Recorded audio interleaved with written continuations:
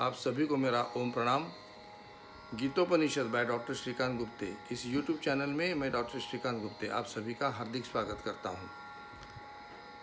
आज का अपना भाग शुरू करने से पहले आपको याद दिला दूं कि आज का दिन जो है वो अनंत चतुर्दशी का दिन है।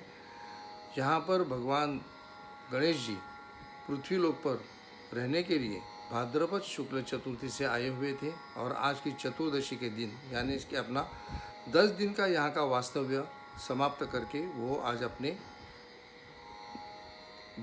गांव, अपने घर वापस जा रहे हैं। और इसके लिए सब जनता उन्हें बार बार याद दिलाती है कि गणपति बाप्पा मोरया, पुढच्या वर्षी लवकर या, यानी कि अगले साल आप जल्दी आ जाइए। इस तरह का एक जो माहौल है उसमें थोड़ा सा दुख है कि जो गणेश जी हमारे घर में पिछले 10 दिन से रह रहे थे वो आज अपने घर वापस जा रहे हैं। चलिए गणेश जी को याद करते हुए आज अपना श्रीमद् भगवद गीता का यह प्रवास हम आगे शुरू करते हैं। हम श्रीमद् भगवद गीता का दूसरा अध्याय सांख्य योग के बारे में बात कर रहे हैं और अब तक हम 47 श्लोकों का विचार कर चुके हैं और आज हम 48वां जो श्लोक है उसके बारे में विचार करने वाले हैं।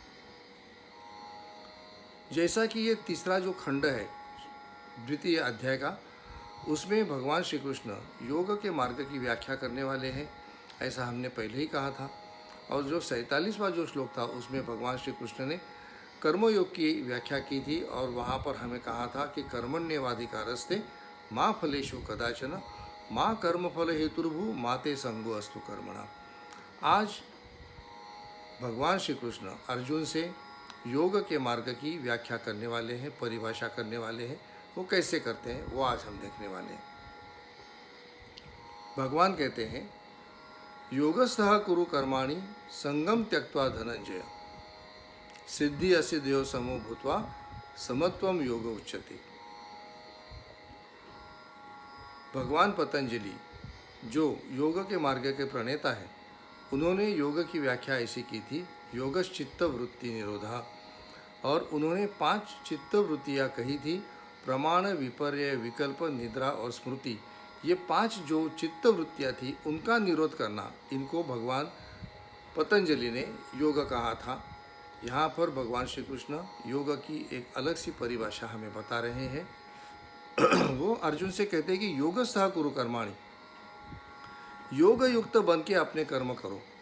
तो अब उसके आगे वो कहते हैं कि संगम त्यक्त्वा धनंजय, हे धनंजय, हे अर्जुन, किसी भी वस्तु के बारे में जो तुम्हारे मन में जो ममत्व की भावना है, लोभ है, एक बहुत सा लगाव है, उसको सबको दूर करके, ये जो लोभ है, ये जो ममत्व है, ये जो लगाव है, इसको ही कहते हैं संग। तो ये जो सब भावना है उनको दूर करके, उस संग को दूर करके संगम त्यक्त्वा, इस तरह से। और आगे कहते हैं कि सिद्धि असिद्धयोः समो भूत्वा समत्वम योग उच्यते। भगवान कहते हैं कि मेरा कार्य, जो मैं कार्य कर रहा हूँ वो सिद्ध होगा, मतलब मुझे उसमें यश मिलेगा, या असिद्ध होगा, मतलब मुझे उसमें यश नहीं मिलेगा। ये भावना जो है, सिद्धि असिद्धयोः समो भूत्वा, सिद्धि और असिद्धि, इनके बारे में अपने मन को विचलित न करते हुए, सम रखते हुए अपना कर्म करते रहो। और आगे वो कहते हैं कि समत्वम योग उच्यते। इस तरह से जो अपने मन की जो भावनाएं हैं उनका समतोल रखना, इसको कहते हैं योग। ये भगवान श्री कृष्ण ने अपने इस अध्याय में योग की परिभाषा हमें बताई है। योग, और इसके लिए वो भगवान श्री कृष्ण अर्जुन से कहते हैं कि योगस्थः कुरु कर्माणि। ये योग शब्द की व्याख्या करते हुए फिर उन्होंने कहा कि योगस्थ कुरु कर्माणि, मतलब जो मन को समतोल रखते हुए अपना कर्म करते रहो, यही है योग। आज के भाग में हमने भगवान श्री कृष्ण ने बताई हुई योग शब्द की व्याख्या को देखा